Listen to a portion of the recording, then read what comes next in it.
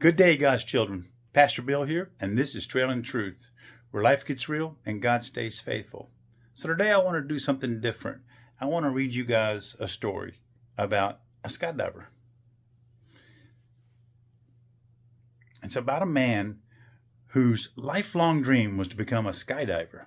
And he loved the idea of being able to jump from an airplane and soar through the air and open his parachute and coast softly to the earth below.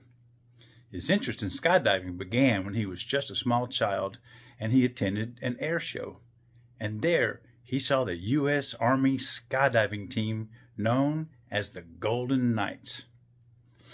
They were putting on an exhibition and they were amazing. They soared through the air doing tricks and flips and flying in formation, and he was wonderstruck. One day, that'll be me, he said. And as he grew older, skydiving remained a dream, but he never had the time or the money, or maybe the courage, to give it a try. But finally, as his 40th birthday approached, the man, who was now a successful executive, resolved that he would finally make his skydiving dream come true.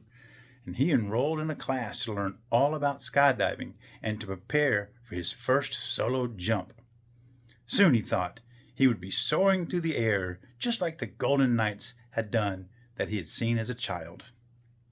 In the skydiving school, he took a strong dislike to one of the instructors. This instructor was an older guy and a complete know-it-all. You probably know the type. He kept going on and on about the dangers of skydiving and how you had to be careful and pay attention and so forth. And our friend with the skydiving dream found this instructor to be, frankly, annoying, sort of a busybody. And he watched the instructor across the room, and the man thought, maybe the feeling's mutual. That instructor didn't seem to like him either. Well, the day eventually came for the big jump, and the man boarded the aircraft, climbed to 10,000 feet, and with only a moment's hesitation, he jumped out of the plane. And the feeling was incredible. His dream was coming true, and he was free-falling and soaring through the sky. And even though it was his first time, he decided to show off a little bit. And he did a backflip and a somersault like you see some of the professional skydivers do. Then, as he glanced over his shoulder, he saw flying toward him at incredible speed that know-it-all instructor. This instructor was getting closer and closer, and the novice skydiver tried to wave him off. He knew that grumpy instructor was angry at him because he had been clowning around and having a good time, but it was no use. The instructor had a tense and angry look on his face as he headed straight for him. And moments later, the instructor smashed into him and latched onto his shoulder and opened his own parachute, and the two of them, now flying tandem, settled to the ground. Roughly. His dream had been ruined.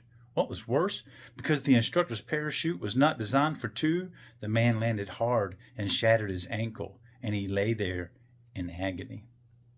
The ambulance came, and he was whisked to the hospital where surgeons repaired his leg, and later the doctors came in and explained that that would be his last skydive. He now had a thin metal rod holding his ankle together and would always be too fragile for sports like skydiving. The man was burning with anger. That know-it-all instructor had ruined his dream and had broken his ankle. That instructor saw him doing his flips and spins and just didn't like it. And so he raced over to stop him. What a jerk. I mean, how would you feel? You would probably feel pretty angry. I would. Let me tell you another skydiving story. This one is about a very different sort of man. He was an expert skydiver. This man had joined the Army when he was just 17 years old, and he became an Army Ranger and was eventually chosen to be a member of the elite Golden Knights Army parachute team. And he had over 1,000 successful jumps before he retired. And after the Army, he joined a small school that taught skydiving to civilians who were looking for a thrill. But he knew it was a dangerous sport, and his job was to keep those weekend adventurers safe. One morning, on a typical jump, the former Army Ranger was in the aircraft helping students prepare for their dives. The Ranger was not scheduled to jump that day, He was planning to help the students get out of the plane, and then he was going to return with the aircraft.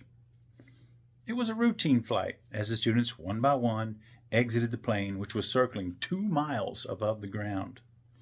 The last to exit was a middle-aged executive doing his first jump.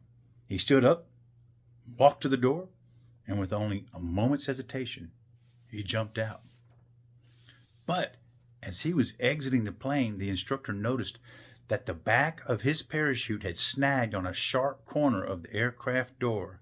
There was a huge hole in the parachute, and now the man was sailing toward the ground with no way of slowing down. In a flash, the Army Ranger grabbed a spare parachute and jumped from the aircraft. He fastened his chute in mid-air and made his body straight as an arrow and pointed himself towards the student with the ripped and useless parachute. He raced through the air trying to catch up with the man, and at 5,000 feet he finally reached him. Crashing into the man in midair, the instructor lashed them together and opened his own parachute just in time to slow them both down and get on the ground safely. As most of you realize by now, I have just told 2 versions of the exact same story. The man in the first version had no idea he was speeding towards his death. He was having a great time. He did not think he needed saving. He didn't want saving. And when the instructor interfered with his efforts to live out his own dream, the man became angry about that. And this is how we often are towards God. We wave him off. We don't want saving. We don't think we need saving. We don't believe in him or that he could save us. We don't think there's really a heaven or a hell. And we have a tendency to say, I'm doing just fine with my life, living just the way I want to live. But how would we feel if we knew the truth? How would the man in the story have felt if he knew the whole truth? That he was careening towards the ground with no hope of survival until that instructor risked his own life to grab him in mid-air. And so what about you? Are you sure that you don't need saving? Have you checked the condition of your parachute? This has been Trail in Truth. May God bless you. May your faith be strong and your joy full. I'll see you next time.